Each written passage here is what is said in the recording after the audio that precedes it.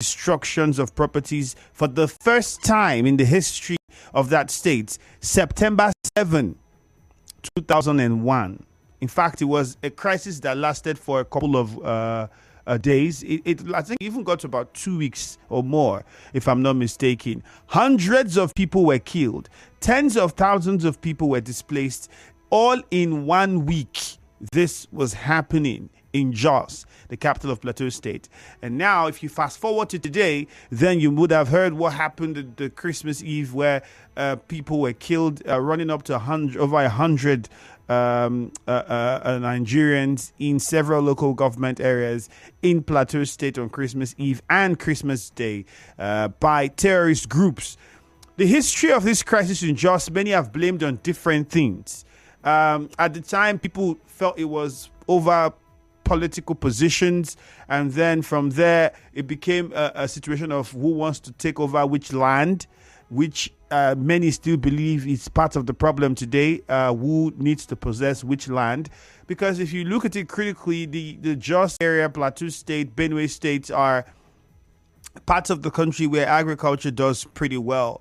And so many people believe that it's a fight over land. There are others who even now point fingers towards cattle herders in parts of Plateau State to be behind all of this. In Benue State, where we had similar situations, the former governor made very strong claims and statements that many felt was inappropriate and could lead to, some sort of divide in the country. But the man said, this is what I think the problem is, and this is what I think is who I think is behind it. Some of the strong words he used, ethnic cleansing was one thing that the former governor Samuel Ortom had said. But if you look at the situation in Jos now, it's confusing for a lot of people. If you had not followed what happened on the eve of Christmas, 3 local governments were attacked.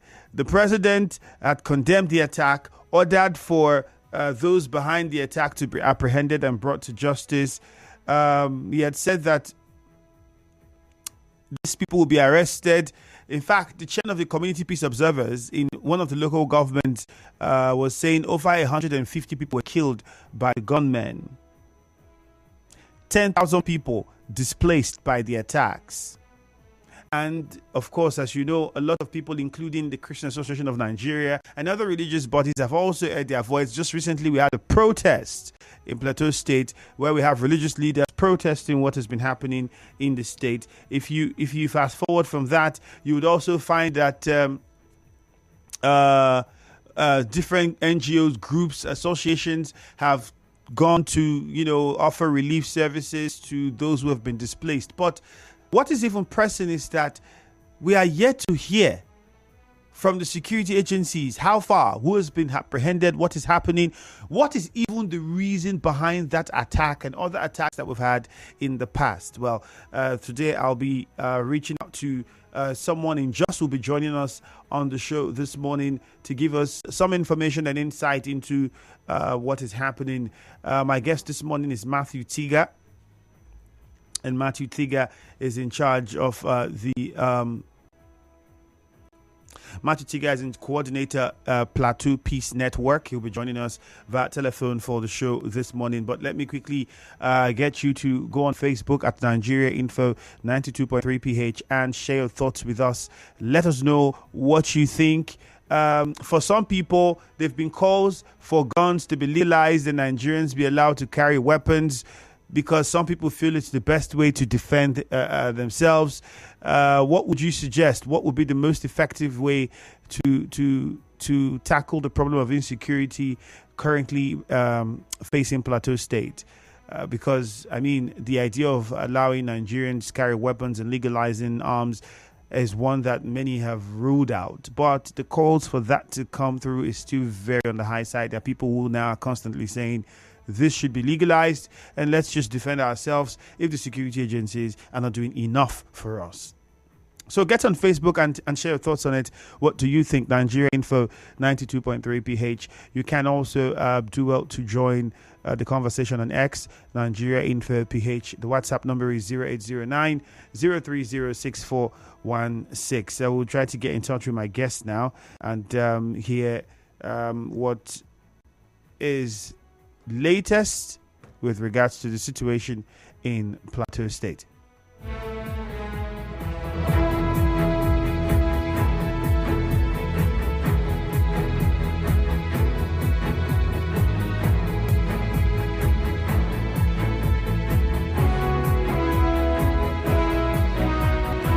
So while we establish contact with my guest, you can call us up on 0817-923-0007. 0817-923-0007 is the number to call to join in on the conversation. You can also reach us on 0817-923-0003. 0817-923-0003.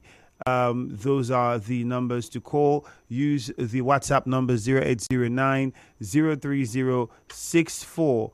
0809 030 6416. Those are the numbers you can call to get in touch with us in the studio, and let's have your thoughts about the situation in Plateau State. And so far, what is being done by security agencies? Hello, Nigeria Info. Welcome. Good morning. Good morning, Femi. Once more. All right. Yes, you're welcome. Your name and where you're calling from? It's the Ken Ojon. I'm calling from Ubumini. Okay. Andrew, I think I suggest the federal government to look into toll booths across the states in the nation. Because I believe that these terrorists, they don't have wings, or they're not wizards or witches.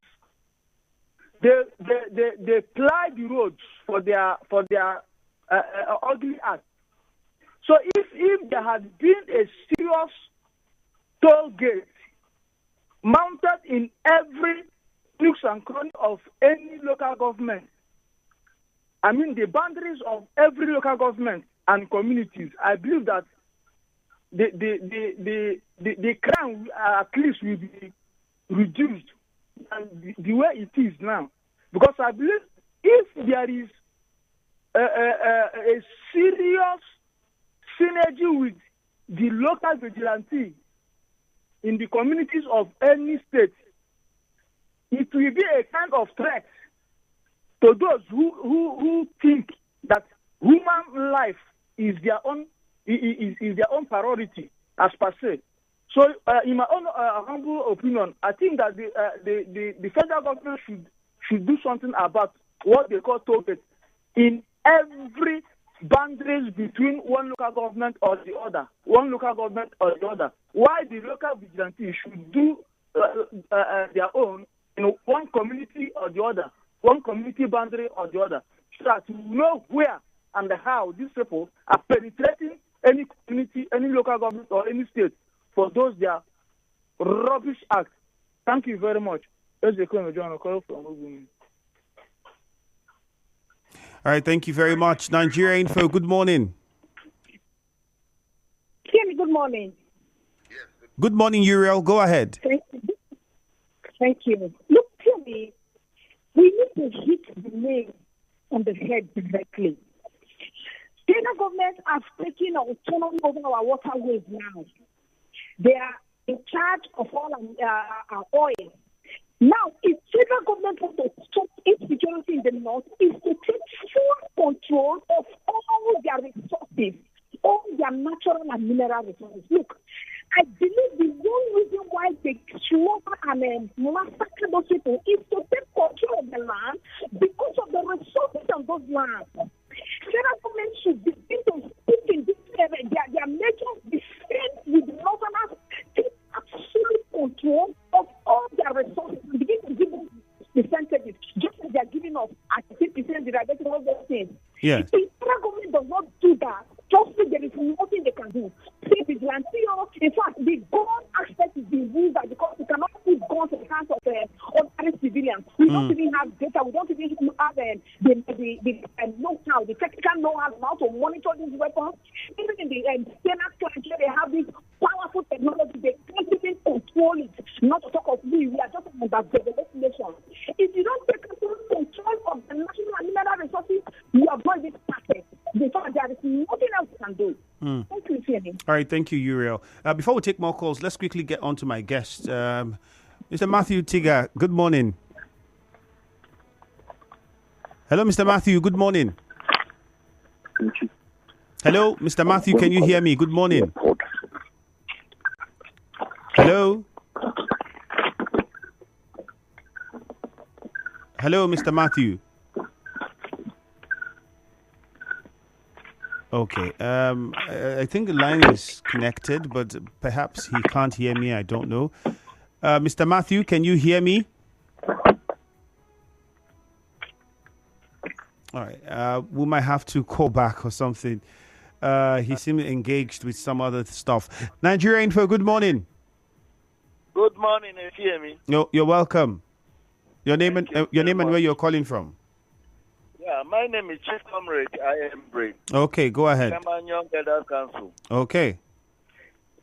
If you hear me, this issue of killing here and there, if you hear me, I strongly believe that the federal government has whatever it takes to stop this menace in this country within 24 hours. Tell me why this issue will continue to escalate in a country like Nigeria, where we have the military, we have the paramilitary, and when they go outside this job, they make a very tremendous success and come. But when it's inside Nigeria, what are the problems that this insurgent cannot be fought?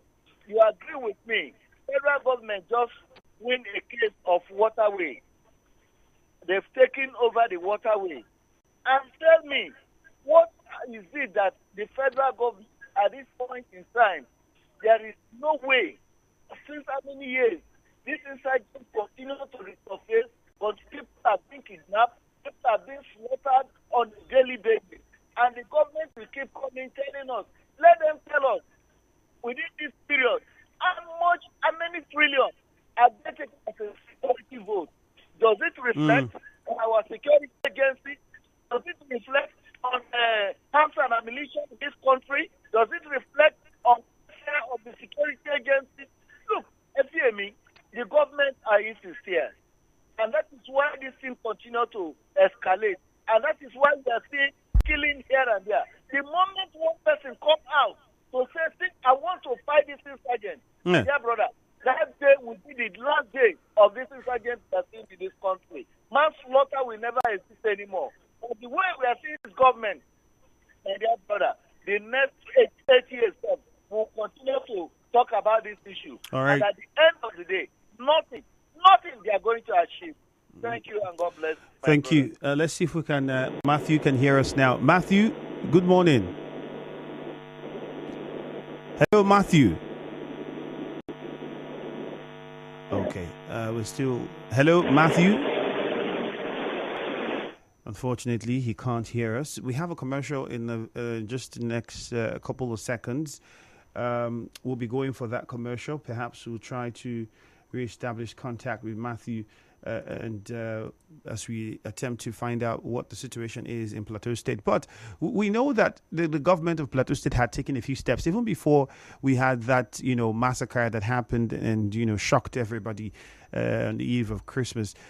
We know that there was a 600-man security outfit that was put together. The governor said that it was going to pass out, was personally there to supervise the passing out of the 600 personnel of the Plateau State security outfit. They are known as Operation Rainbow. This happened just November. I think it was just before Christmas. All right. Let's take a short commercial. We'll be back.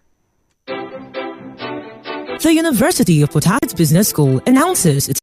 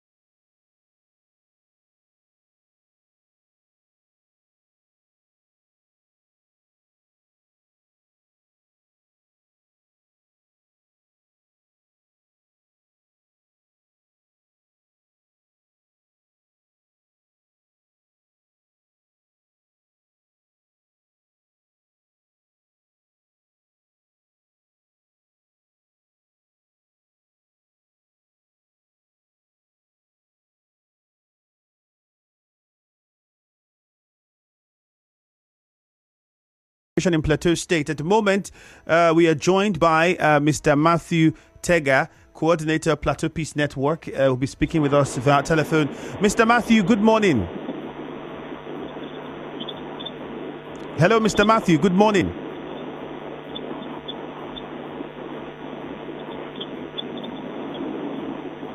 Hello. Oh, goodness me. Apologize for that. I think it's really difficult right now, the situation with the service providers. But we'll still try to get across to him and perhaps get first-hand information. In the meantime, Facebook is Nigeria Info 92.3 PH. X is Nigeria Info PH. So you can join in on any of those platforms and speak with us. All right, Mr. Matthew, thank you for joining us. Hello, can you hear us? Yes, I can hear you. All right, quickly, we just want you to give us an idea. What is the situation in Plateau State? I mean, it just used to be a very peaceful place. I think the first crisis we heard of a major scale was in 2001 that had a lot of people displaced. And ever since that time, it's been one form of crisis or issue or the other. The most recent would be the massacre just on Christmas Eve. And it's still spilling over. We've heard news of threats of attacks that would be carried out again. What exactly is the situation? Okay, well, situation, to be clear, is not really within Jos as it is. Jos Okay. Town as it is. It has to do with villages outskirts of Jos, precisely some local government outside of Jos. That is local governments within Plateau State. Initially, about 3 months ago, we had similar attacks in a local government called Mango, where the current governor is from.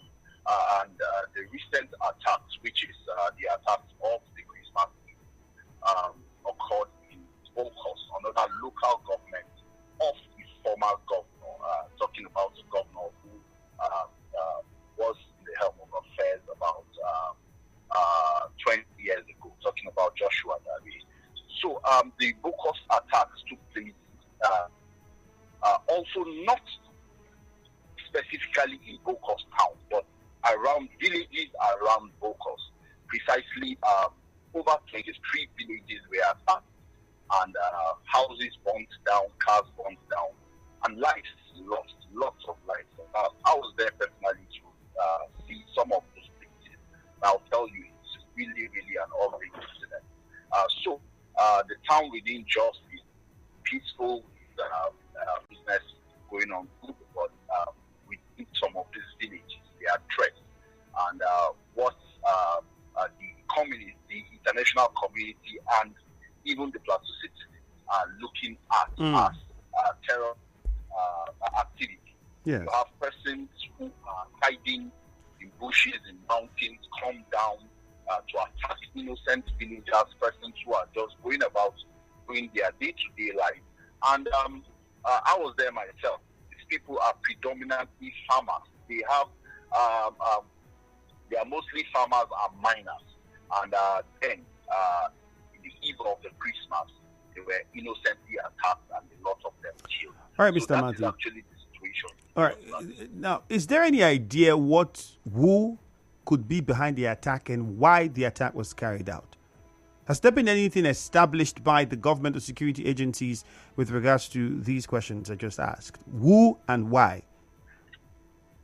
Okay, well, it's really not yet clear because there are only speculations, mostly from the local, who keep insisting that some of these persons are unknown gun persons who mostly have been described as Fulani militias, who are mostly within these mountains and feel come down occasionally to carry out these attacks. So this is basically what is happening. And as at this point, there is no clear, there's no finger pointing towards any particular person. But just like I'll tell you, I had a couple of interviews with some of these locals, and most of them will tell you that these persons who have come to attack them late in the night.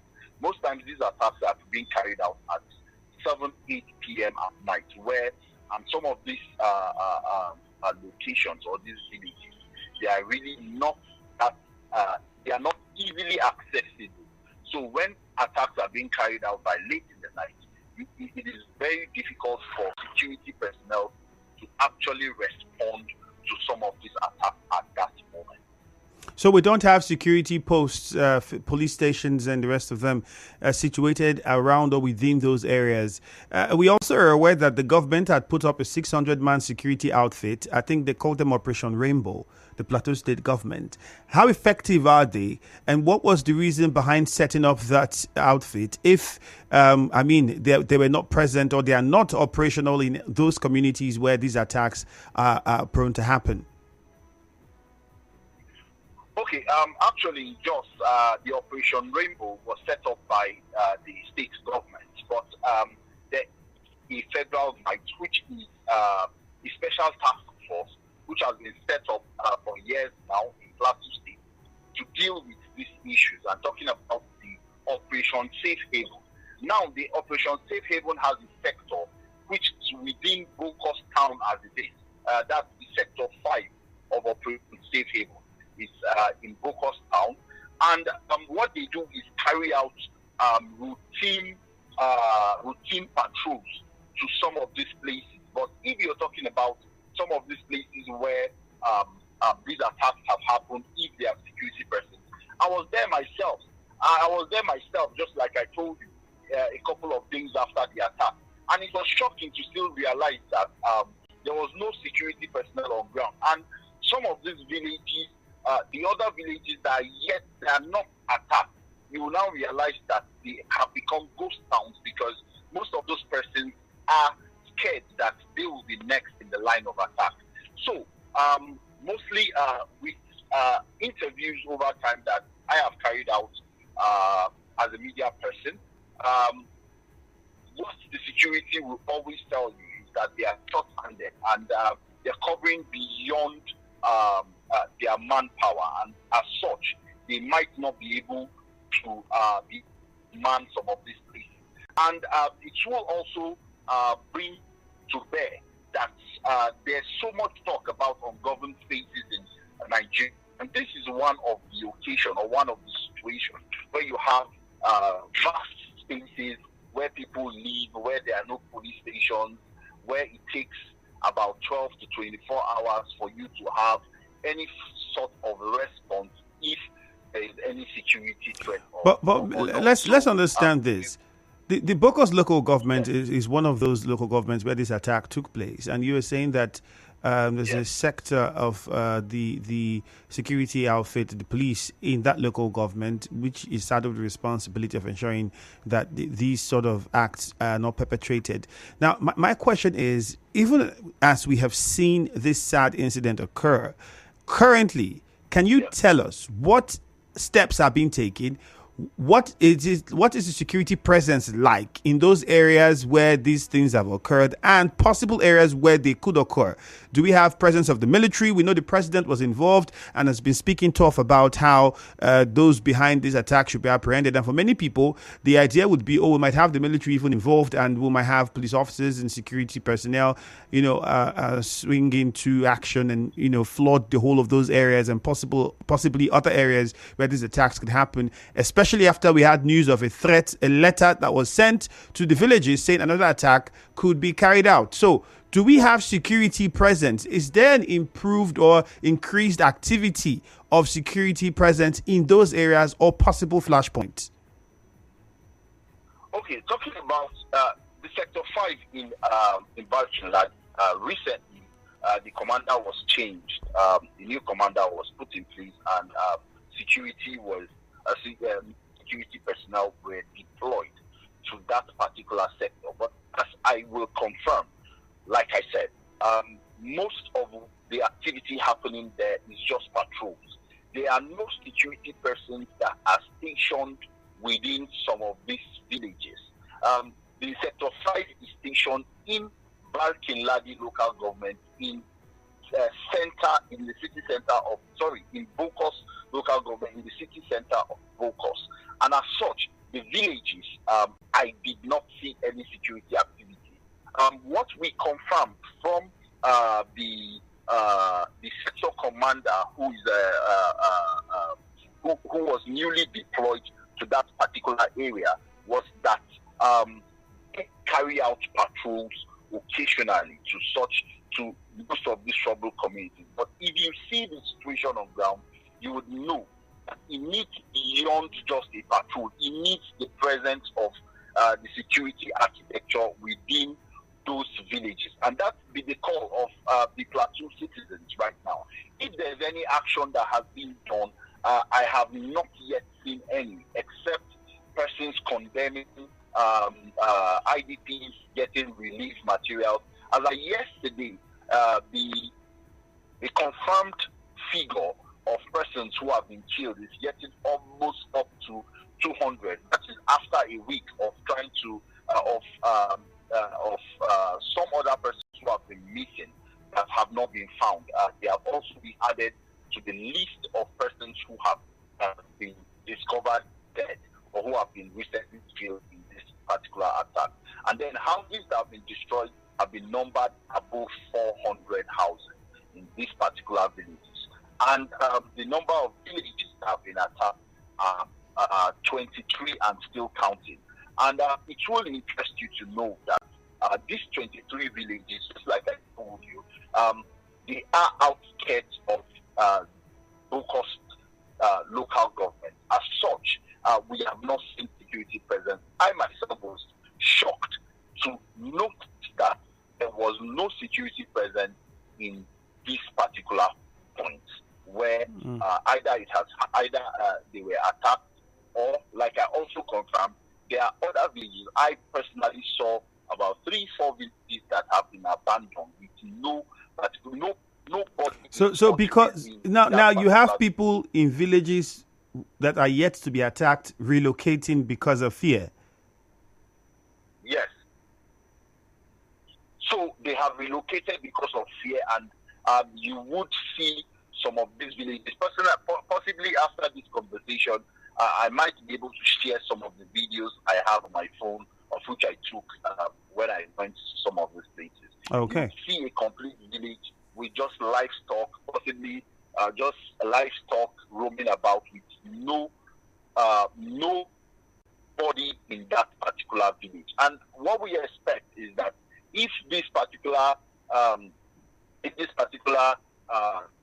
massacre or killing, as the case may be, have been brought to bear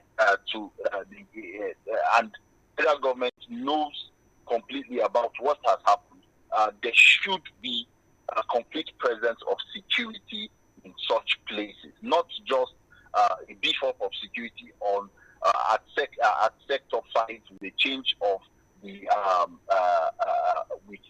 with a change of the sector commander and a beef up of vehicles, not just at sector 5, but they should be stationed within some of these communities that have recently suffered this attack.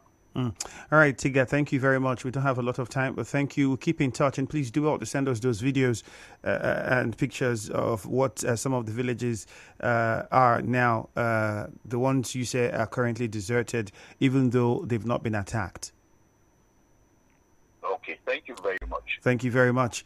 Well, you heard that from Matthew Tegha. Matthew Tegha is the coordinator of Plateau Peace Network, speaking to us from Jos, saying, well, it's not really bad because villages that have not been attacked, for fear of being attacked, people are moving. So you have places deserted, lands deserted. And this is serious because of the agricultural output that you have from those areas. And if people are beginning to, and you heard him say most of them are farmers, and if people no longer will go to the farm, people are now deserting their villages. So what's next? How do we improve food security? And if the government has said, in fact, let me specifically go and put out what was said by the president about the situation, so we understand, and then perhaps from there we get an idea. The media aide to the president, Ajiringe Lale, condemned the attack and said the president had ordered a manhunt for the killers. Now, as the president ordered the arrest of killers, chairman of community peace observers in Bokos said that over 150 people were killed. Tinubu assured Nigerians that these envoys of death, pain, and sorrow will not escape justice. Now, if the president has said this, and then we're hearing from my guests the things he has said, it's as though we're not seeing enough. You might come to a conclusion that not enough action is seen on ground to match the words that have been said by the presidency. So what would then be the fate of the people? Well, he says most people now living as IDPs and in camps where they're getting relief materials from NGOs, from good, well-meaning Nigerians, and et cetera, et cetera. So what would be the best way towards tackling this problem? 0817-923-0003. And I think it's sad because even in Abuja, the news recently had said in Abuja as well, about 10 people were kidnapped. And from what he has said, it's similar to what we have in the outer axis of Rivers State, where we have security presence in the main city, where, you know, the headquarters of the local government area, you have security presence. But in the villages, the communities where these things happen, where we have the crime, whether we have police officers stationed there, we don't know. The reports that we got says there are none. They only do short patrols and leave. Let's go back to the phone lines now. Your name and where you're calling from, and straight to the point. Nigeria Info, good morning. You heard the guest. You're welcome. What's your name? My name, I'm Victor. I'm calling from Port Harcourt. All right, Victor, go ahead. Andrew, I must appreciate the good work you and your stations are doing for giving us a voice. I, as a person, am from Benue State, and I am conversant with these situations. Sometimes last year I went to bury my in-law, who happens to from Plateau State, Bokos to be precise. On getting there, the Fulani herdsmen, I'm not trying to give this crisis an ethnic coloration, please. Please Fulani, don't. Some of the Fulani people there who settled in that village refused them burying my in-law on his own plot of land. So we had to go and invite the soldiers to come and supervise the burial. And when the soldiers came, they asked the Fulani who owns this land. They said it's the disease. Then how come you are refusing the disease to be buried on his own land?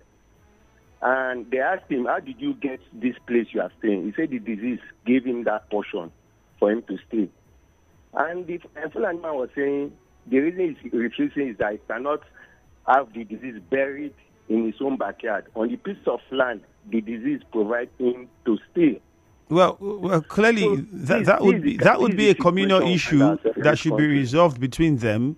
I don't think that will have anything to do with the crisis that we're looking at now at the moment. It doesn't in any way explain the crisis. I heard your guest, and you heard him clearly said, the locals said they are pointing the Fulani militias.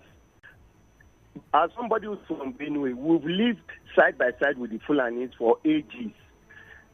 So when crises like this come, we see, whether we like it or not, we see their relations from Mali, from Sudan, from Senegal, come and carry out these attacks and go back.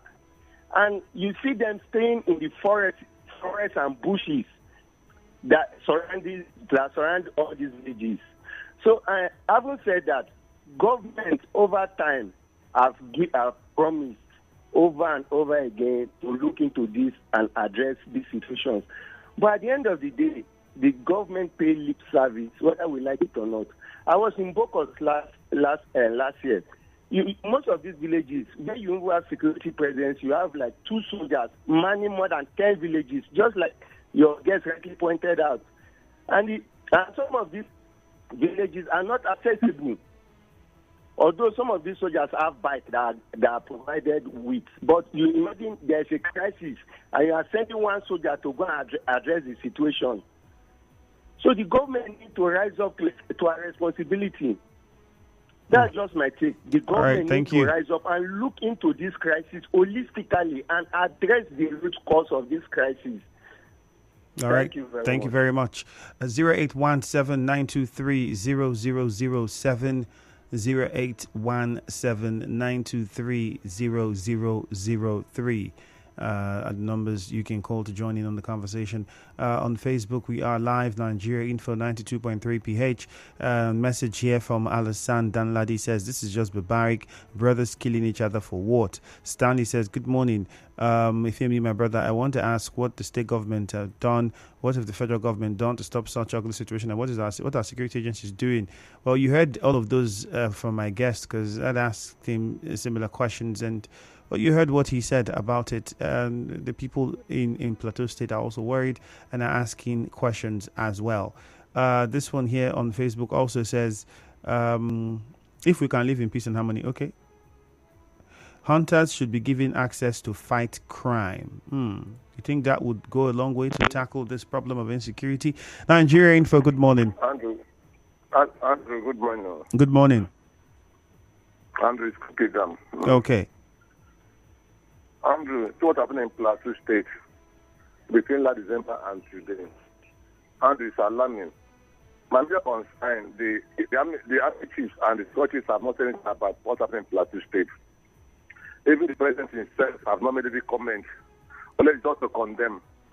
And what is different between now and the time of Buhari as president? The thing is getting worse on day by day. On Saturday, Sunday night, bandits invaded Abuja, the capital city of Abuja, adopted 10 persons in the seat of power. You know, when I said some time ago, if care is not taken, they will be sitting in the Hallowed chamber there. This boy will come and invade them if nothing is not done. I want to call the president. I want to call the Minister of FCT. I want to call the governor of Plateau State to make sure the business is around people, because you are sworn oath to protect life from property first. Before you walk road and fly over, they are making aims to protect life from property. Number one. Another thing is in paramount to Nigeria to protect us, because I will not be saying, well, I'm going out of Patagon on the road now. I'm not secure. For us to carry arms is not the best. I never agitated for us to carry, all of us to carry arms in Nigeria, because we become a lawlessness country. So please, the president should do something about this claim. Because since he came to power, I'm not saying anything tangible he has done to quench the menace of what they are suffering for this country for this past 7 months or 8 months now. So, Mr. President, sir, I'm begging you, and your chief of staff, chief of minister, chief of defense staff, if the minister of FCT, do something, because Abuja is not safe. Thank you. Good morning. All right, good morning. Nigeria Info, good morning. Good morning, Andrew. You hear me? Yes, you're going. Go ahead. This is Blessed from Alo. Okay, Blessed. That killing Benue or in Plateau. My brother, let me tell you reality. See, if there is capacity that our president can influence to stop that kind of silent act killing, because I never see in a religion the two only books we have, both the Quran and the Bible, never say that go and slaughter person or go and kill the person, you are going to enter paradise. Which paradise? What is happening there is political issue. That's what is happening. Not like religion, Christ, religious killing is happening there. And most of our political office holder, they are influencing the killing. That's what is happening. I don't understand from 2001, just that will be a safer place, very cooling area. Starting from 2001, when the peace started dissolving in that particular area, till up to date, extra killing every day by day. And besides, our security agency, they are not the needful for them to stop all this killing. Majority of them already compromise this peace of the country. You know, when we had some certain time that they arrested some military men that supply terrorists some certain things. We have some certain time that we arrested some police who influencing the killing. What are we talking about? We should tell ourselves sincerity. We should try to use our Nigerian constitution so that Nigeria can be okay. See the corruption everywhere and there. How the killing will stop. Where political order need to share something for the masses. In order to into the own private use. We are with it to my brother. That's my concern. Me Blessed from Alo. All right, Blessed. Thank you. Nigeria Info, good morning to you. Yeah, good morning, my brother. All right, good morning. Yeah, Courier is my name. Okay, Courier, go on. If you tell me what you are talking this morning, if we are in Nigeria, we will know say this thing touch everybody's heart. The question I want to ask, this thing started even when this one accusing Jonathan when Jonathan was there. The vice president, I I have a record there. The vice president said Jonathan is weak to fight this thing. And at that time, he was the one negotiating this ban, this something. Now that he's in the office, I want to know what has he done to the death of these people every day they are dying. When I comment that he should try, as the accused Jonathan, we are seeing what is working. Thank you very much. That's my comment, please. All right, great. Thank you very much. We have to go for a commercial and wrap things up. Jude will be coming in with Hello Port Harcourt next, and it's going to be a great time. But thank you for all the contributions that you've made on WhatsApp, Facebook, and the calls.